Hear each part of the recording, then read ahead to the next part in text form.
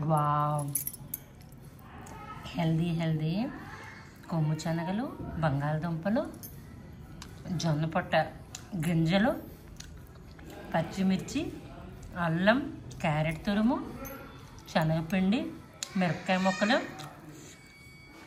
కొత్తిమీర, పుదీనా, కాస్తంత జీలకర్ర, ఉప్పు, కొమ్ము శనగలు అందులో వేసి ఉడకపెట్టారంట బంగాళదుంపల్లో. ఆ ఉప్పే, నేను మరి ఉప్పు వేయలేదు. అందరూ బాధపడుతున్నారు అనమాట, అన్ని రకాలు చేస్తుంటే తినరా అని. వాళ్ళు ఏ వస్తువులతో చేశారో అదే వస్తువులతోని పూరి కర్రీ చేశారు వాళ్ళు. కర్రీ శనగపక్క, అదే కాబూలి శనగలు, మరి బంగాళదుంపలతోని ఇలా చేశా. ఉప్పు లేకుండా ఇచ్చేకి ఏం బాగాలేదు అన్నారు. ఇంకా నలుగురు ఇష్టంగా తినాలనుకొని అందులో ఏం చేశాను,